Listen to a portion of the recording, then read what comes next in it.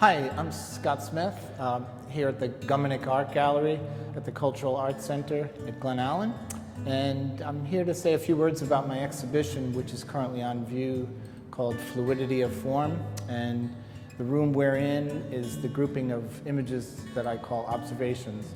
And they are a selection of images of things that I've photographed out in the world, in forests and beaches and such places like that. So this particular image is titled Interwoven. It was shot up in Acadia National Park, a place that I've spent a lot of time photographing. And I feel like this image is significant for me because not only the color I think is working, but there's an ambiguity of the space in the image. It takes a while to sort of move into it, and it's not immediately clear what's in front of what, and that's something that I often just find intriguing in images that I shoot out in nature.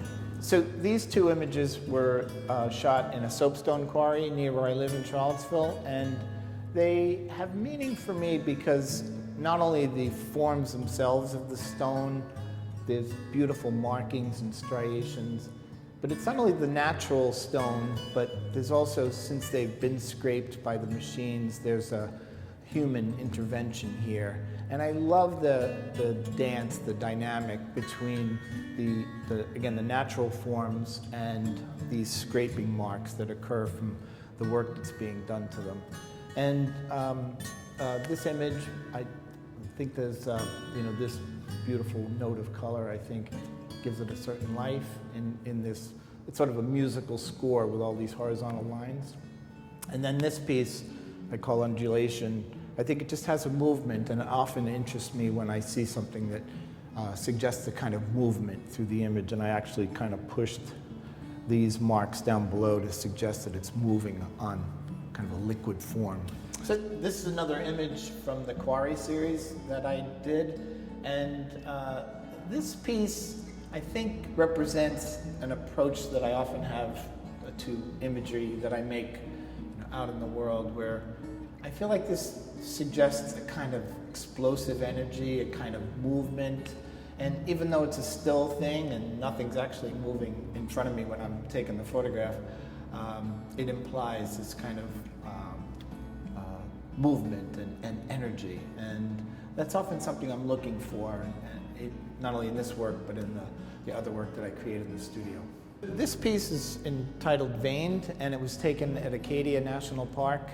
I just want to mention quickly that Acadia is a place that's become very special to me and to my wife. We've gone there for the last 5 years, and it all started with an artist residency that I received from the National Park Service. So I was up there for 3 weeks, and we've been going back ever since because I just find so much to love and to photograph up in Acadia.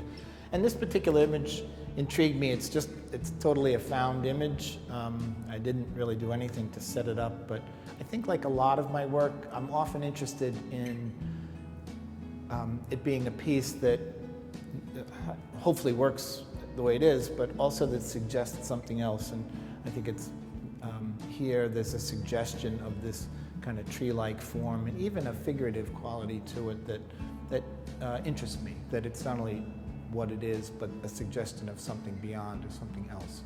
So this is another image that I photographed in Acadia National Park, and it intrigues me because it points to something that I find fascinating, and that is how materials, natural and found or human-made, are affected by time, and these striations of rock are what occur over many, many years.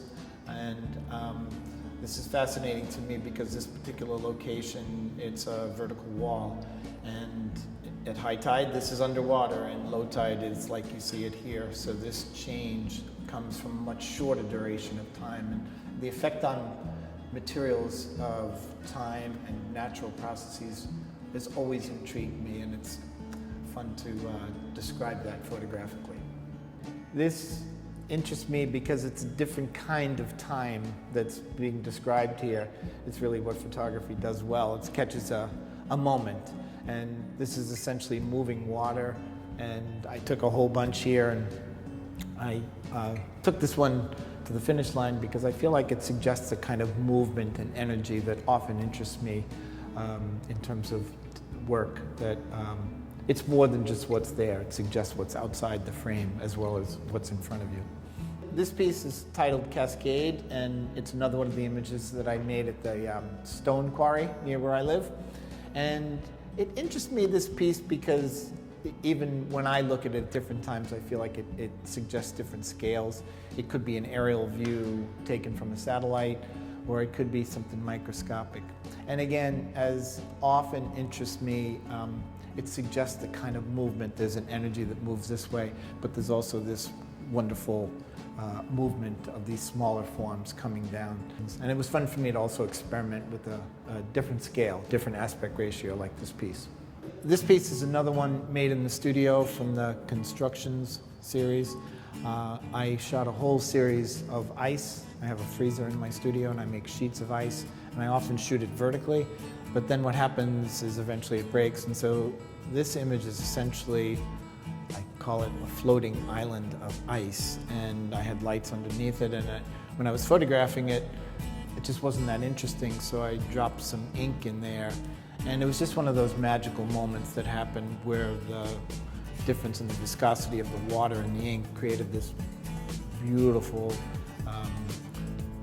mixing of the two, and seconds later it was all just mud, and so it's just one of those things that's delightful about photography, is when those moments happen that you can't plan, you can't expect, and it's what keeps me coming to the studio every day, moments like that. This piece combines two materials that I've been interested in photographing in the studio. I photographed a lot of cut paper, cut white paper. I also got interested in photographing ice because I thought it was a beautiful material. So this piece essentially combines the two. There's ice in front of the camera, but there's also paper that is both embedded in the ice but also behind the ice. And so I feel like when I'm photographing ice, but this is a good example of it, it feels like another form of drawing, really, because like in this particular area, use a little torch and just melt the ice so it becomes more transparent. So I see photography as essentially another form of drawing, and I think this illustrates it. It also gets to the idea that I have about, what often draws me to an image is this kind of a movement or energy to it, and I think that this piece probably represents that pretty well. The images on this entire wall of this wing of the gallery, they are all shot of the subject in front of the camera is essentially, it's only white paper, such as this. That's really the only subject, and all the rest of it is just lighting.